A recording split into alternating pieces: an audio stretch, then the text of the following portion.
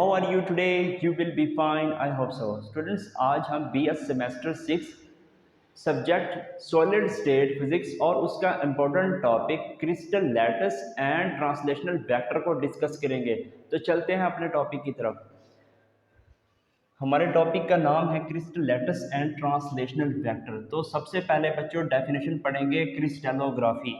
तो crystallography solid state physics की एक ब्रांच है जिसमें क्रिस्टलाइन सॉलिड के ज्योमेट्रिकल स्ट्रक्चर और उनकी फिजिकल प्रॉपर्टी के बारे में हम स्टडी करते हैं। उन्हें हम बच्चों क्रिस्टलोग्राफी कहते हैं। तो मैंने यही डेफिनेशन लिख रखी है, the study of geometrical form and physical properties of the crystalline solid is called crystallography. Dear student, next line ये लिखी खड़ी है कि क्रिस्टलोग्राफी की मदद से हम उनके ज्योमेट्रिकल जो स्ट्रक्चर हैं और उनकी फिजिकल प्रॉपर्टीज जो हैं इनके बिटवीन में कोरिलेशंस निकालते हैं। इसका मतलब ये है, लेट्स सपोज हमारे पास क्रिस्टलाइन सॉलिड की का जो स्ट्रक्चर है वो सिंपल है, सिंपल क्यूब है। अब सिंपल क्यूब की जो फिजिकल प्रॉपर्टी होंगी वो कुछ और होंगी।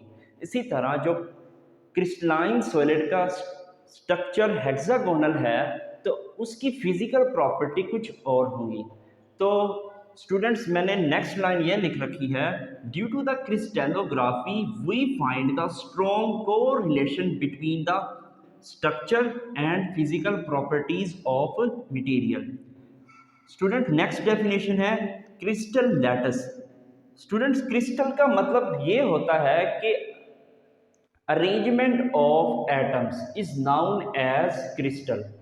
अब बच्चों उन एटम्स या मॉलिक्यूल्स को हम एक infinite arrangement of atoms in 3 dimension के साथ रिप्लेस करते हैं, उन्हें हम बच्चों क्रिस्टल लैटिस कहते हैं। अब बच्चों उन पॉइंट्स की जो सराउंडिंग होगी वो बिल्कुल बच्चों सेम होनी चाहिए। तो इसकी कंडीशन ये है, इसको हम समझेंगे।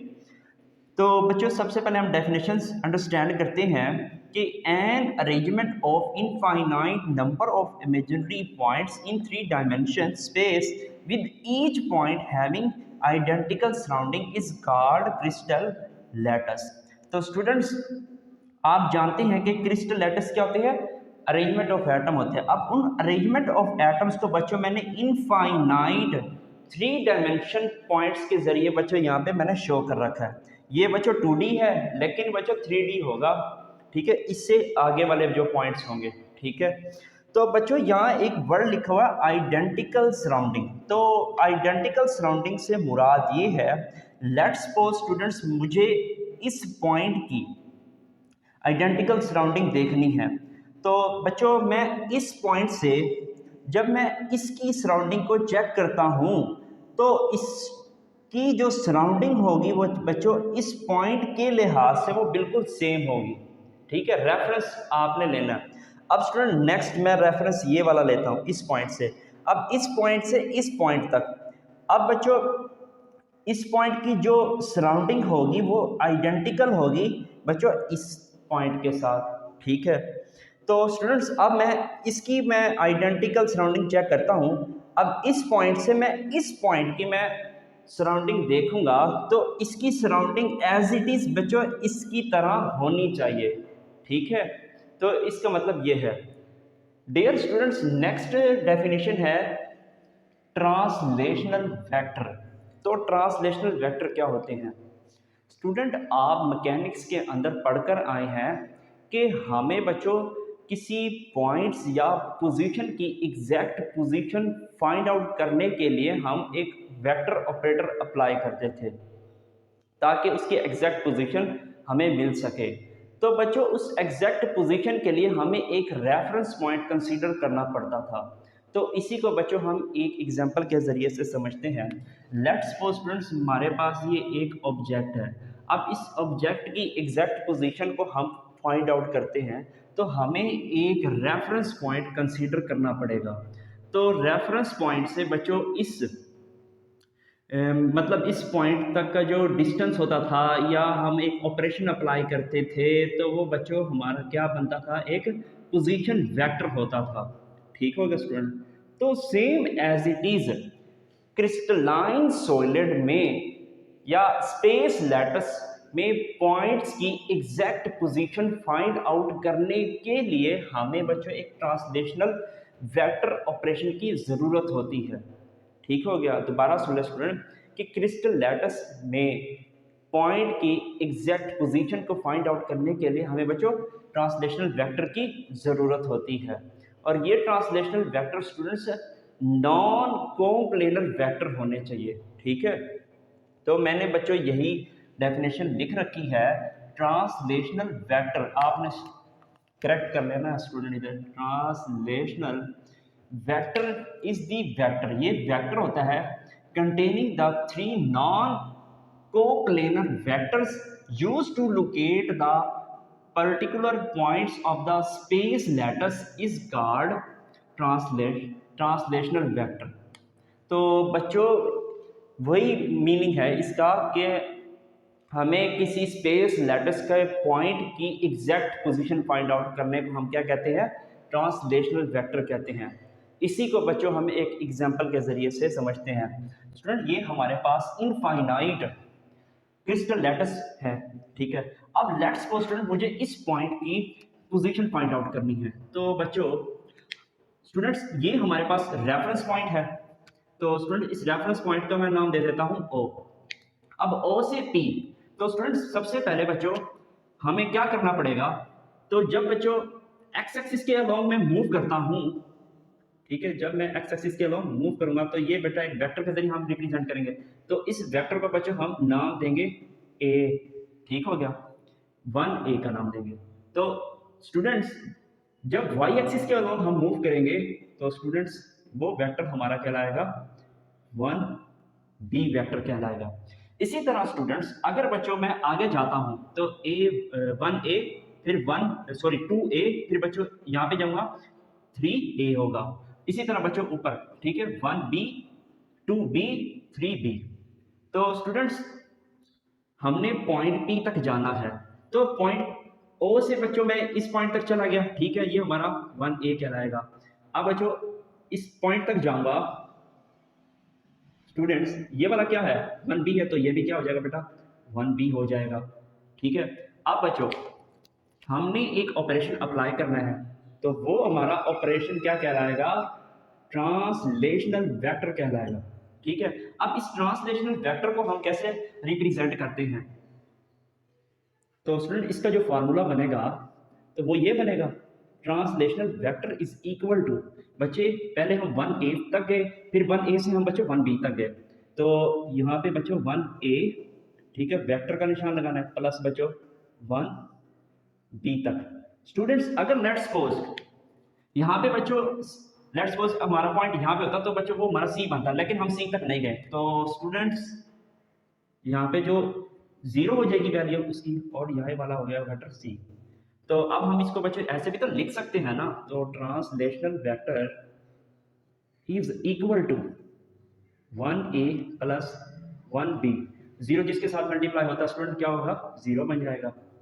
तो ये हमारा बेटा ट्रांसलेशनल वेक्टर आ गया है। डियर स्टूडेंट्स यहाँ पे ए आ रहा है और बी, ए और बी से मुराद यहाँ पे फंडामेंटल ट्रांसलेशनल वेक्टर है। तो स्टूडेंट्स ए बी और ये बच्चों C are fundamental translational vector.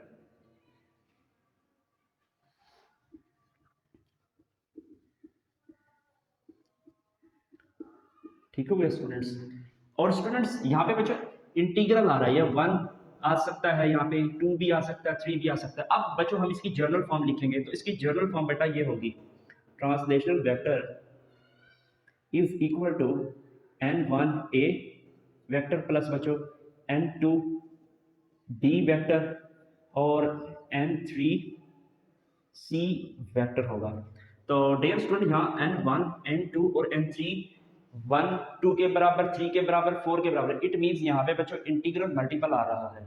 ठीक है, तो यहाँ पे बच्चों जो n1 n2 n3 are the integral, ठीक है, इंटीग्रल को इंटीग्रल, ठीक हो गया स्टूडेंट। डियर स्टूडेंट, ये जो फार्मूला हमने कैलकुलेट किया है ट्रांसलेशनल वेक्टर, ये है बच्चों 2D के लिए। अब बच्चों इसको हम जनरल फॉर्म में अगर लिखना चाहें तो वो ये बनेगा कि T translational vector is equal to n1 A vector plus बच्चों n2 बी वेक्टर्स। तो ये स्टूडेंट 2D का फार्मूला आ गया। अब हम 3D का फार्मूले को कैलकुलेट करते हैं ट्रांसलेशनल वेक्टर का। तो लेट्स सपोज स्टूडेंट्स, ये हमारे पास रेफरेंस पॉइंट है, ठीक है। अब इस पॉइंट की बच्चों हमने एग्जैक्ट पोजीशन फाइंड आउट करनी है। तो हमें क्या करना पड़ेगा, सबसे पहले स्टूडेंट्स हम यहाँ जाएंगे बेटा, ये हमारा 1A बन जाएगा। फिर इसके बाद हम क्या करते हैं, फिर हम ऊपर जाएंगे, ठीक है, तो ये बन जाएगा 1B। और डियर स्टूडेंट्स, अब यहाँ से मुझे इस पॉइंट तक जाना है, तो ये बन गया हमारा 1C। तो इस पॉइंट तक हम बच्चों पहुंच गए। तो डियर स्टूडेंट्स, आप इस पॉइंट तक भी जा सकते हैं। वो आप कैसे जाएंगे, तो बच्चों ये वाला 1A, फिर बच्चों यहाँ पे देखो 1B हो जाएगा। फिर इसके बाद डियर स्टूडेंट ये वाला जो होगा ये 1C बन जाएगा, ठीक है। तो यहाँ पे बच्चों 2 आ रहे हैं, ठीक है, 1A प्लस, ठीक है, 1A प्लस 1A क्या बनेगा, 2A बनेगा। और ये वाला 1B बनेगा। और स्टूडेंट ये वाला जो वेक्टर है वो 1C बनेगा। तो अब हम बच्चों इसी का जो हमने पहले कैलकुलेट किया, इस पॉइंट का हम ट्रांसलेशनल वेक्टर को कैलकुलेट करते हैं, उसका फार्मूला लिखते हैं। तो वो हमारा फार्मूला बनेगा डियर स्टूडेंट्स, तो वो formula translational vector is equal to, पहले हम 1A तक गए, फिर हम बच्चों 1B, फिर स्टूडेंट्स 1C, ठीक है। अब बच्चों इसको हम जनरल फॉर्म में लिख सकते हैं। तो जनरल फॉर्म क्या बनेगी, 1A प्लस, सॉरी स्टूडेंट्स, यहाँ आप लिखोगे n1A plus n2B plus n3C। तो वेक्टर के निशान लाजमी लगाने हैं। तो स्टूडेंट यहाँ A, B एंड C, तो ये हमारे हैं fundamental translational vector. A, B, C are fundamental translational vector, translational vector vectors. Dear students, ये 1, 2, 3, 4, तो इसको कहते हैं इंटीग्रल, ठीक है। यह 1 2 भी आ सकता है। तो n1 जनरल बात कर बच्चों, n2 n3 are the integral या इंटेग्रल, ठीक है। तो स्टूडेंट्स अब हम इसकी टाइप्स को डिस्कस करते हैं। तो हमारे पास ट्रांसलेशनल वेक्टर की दो टाइप्स होती हैं। Types of translational vector, there are two types of translational vector. पहला बच्चों परमिटिव ट्रांसलेशनल वेक्टर, दूसरा है बच्चों non primitive translational vector. Dear students, अगर फंडामेंटल ट्रांसलेशनल वेक्टर के जो इंटीग्रल कोफिशिएंट है तो वो आ जाए बच्चों 1 2 3 4, ठीक है, तो उसको हम बच्चों कहते हैं परमिटिव ट्रांसलेशनल वेक्टर कहेंगे, ठीक है। तो मैंने यही लिखा हुआ है, if translational vector contain integral coefficient of multiple of fundamental translational vector is called primitive translational vector. जिसमें बच्चों इंटीग्रल कोफिशिएंट हो, इंटीग्रल कोफिशिएंट ऑफ मल्टीपल हो। कहने का मतलब यह है n1 n2 एंड n3 की value 1 2 3 4 and after so on, तो वो वैल्यू होंगी, तो वो हमारा बच्चों क्या बनेगा, प्रिमिटिव ट्रांसलेशनल वेक्टर बनेगा, ठीक है। लेट्स सपोज स्टूडेंट्स, तो फर्ज करो बच्चों हमने इस पॉइंट की एग्जैक्ट पोजीशन फाइंड आउट करनी है इस पॉइंट से, रेफरेंस पॉइंट से। तो अब हम क्या करेंगे, तो सबसे पहले मुझे यहाँ पे जाना पड़ेगा। तो ये वाला बच्चों क्या बनेगा, वेक्टर 1A वेक्टर बनेगा। और ये वाला जो वेक्टर है बच्चों वाई एक्सिस के अलॉन्ग, ये 1B वेक्टर बनेगा, ठीक है। अब ये वाला जो वेक्टर है वाई एक्सिस के अलॉन्ग हम मूव करें तो ये 1B वेक्टर है। अब इस पॉइंट तक हम पहुंच गए। अब हमने एक पोजीशन वेक्टर ड्रा करना है और वही पोजीशन वेक्टर हमारा ट्रांसलेशनल वेक्टर होता है। तो ये हमारा ट्रांसलेशनल वेक्टर है। तो स्टूडेंट्स अब मैं इस वेक्टर को बेटा आर का नाम देता हूँ, ठीक है, या टी का भी दे सकते हैं लेकिन आर का दूंगा। अब हमने इसी आर की वजह से एक नया वेक्टर कैलकुलेट करना है, एक नया पॉइंट्स की पोजीशन को फाइंड आउट करना है। तो लेट्स सपोज स्टूडेंट्स, अब हम ये क्यू पॉइंट की पोजीशन को फाइंड आउट करेंगे। तो सबसे पहले बच्चों हम यहाँ से यहाँ गए A1, फिर यहाँ से बच्चों आगे जाएंगे तो ये क्या बनेगा 1A, ठीक है 1A, फिर भी यहाँ से यहाँ तक 1A बना। अब ऊपर जाएंगे डियर स्टूडेंट्स तो ये हमारा 1B, अब यहाँ पे जाएंगे तो ये 1B। अब इसकी पोजीशन फाइंड आउट करते हैं और ये हमारा वेक्टर जो बनेगा ये आर प्राइम वेक्टर है, ठीक है। न्यू हमने पॉइंट एज्यूम किया है। तो बच्चों इसका जो ऑपरेशन बनेगा तो वो कुछ इस तरह से बनेगा, आर प्राइम वेक्टर उसी टाइम ही आएगा ना जब स्टूडेंट ये वाला वेक्टर होगा, ठीक है। अब हम कहाँ से कहाँ गए, पहले ये 1A प्लस 1A, ये क्या बन गया बच्चों 2A बन गया, ठीक है। अब ये वाला क्या बन गया बेटा 1 प्लस 1, तो ये 2B वेक्टर बन गया। तो आप बच्चों आगे मज़ीद सॉल्व करेंगे तो ये R plus R vector plus ये जो वेक्टर है बच्चों ये ट्रांसलेशनल वेक्टर नहीं बनेगा हमारा, ठीक है। तो ये हमारा आ गया इस पॉइंट तक, ये क्यू पॉइंट तक हमने इसकी पोजीशन को फाइंड आउट कर लिया। तो आप नेक्स्ट लिखोगे बच्चों ये जो ट्रांसलेशनल वेक्टर है ये किसके बराबर है, तो ये 2A vector plus 2D vector, ठीक है। अब आप यहाँ क्लियर देख सकते हैं ये 2 आ रहा है यहाँ पे कोफिशिएंट, यहाँ पे भी 2 आ रहा है। इट मीन्स बच्चों यहाँ पे क्या है प्रिमिटिव ट्रांसलेशनल वेक्टर है, ठीक है। यहाँ पे जो n1 है n2 है, n1 और n2 की जो वैल्यूज आई हैं इज 2 आई है, तो इसका मतलब ये है कि ये हमारा परमिटिव है। तो आप ये याद कर लें कि general formula n1 n2 n3, इसकी बच्चों वैल्यूज हमारे पास होनी चाहिए 1 2 3 4 5 6 7 और आफ्टर सो। अगर ये वैल्यूज होंगी ये मतलब ये इंटीग्रल मल्टीपल ऑफ कोफिशिएंट्स होंगे तो इट मीन्स हमारा प्रिमिटिव ट्रांसलेशनल वेक्टर होगा। तो डियर स्टूडेंट्स अब हम नेक्स्ट चलते हैं नॉन प्रिमिटिव ट्रांसलेशनल वेक्टर। वो वेक्टर्स होते हैं जो non integral coefficient of fundamental vectors पर मुश्तमिल हो तो उसे हम नॉन प्रिमिटिव ट्रांसलेशनल वेक्टर कहते हैं। अब नॉन इंटीग्रल फंडामेंटल वेक्टर से मुराद ये है कि n1 n2 n3 की वैल्यू 1/2 3/2, ठीक है 5/6 इस तरह आनी चाहिए, इट मींस फ्रैक्शंस के अंदर आनी चाहिए। तो ऐसे वेक्टर को हम क्या देंगे नॉन प्रिमिटिव वेक्टर्स का नाम देंगे।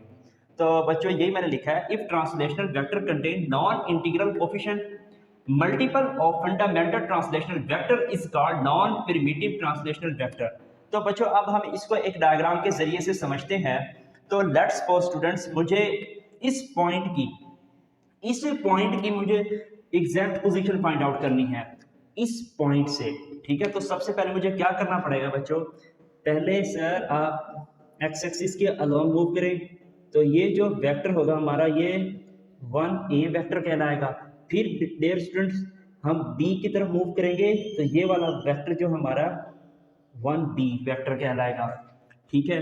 अब यहाँ से बच्चों यहाँ तक का जो वेक्टर होगा तो ये हमारा वेक्टर बच्चों लेट्स सपोज ये वाला जो वेक्टर है ये वेक्टर होगा आर वेक्टर, ठीक है, या ट्रांसलेशनल वेक्टर भी कहते हैं।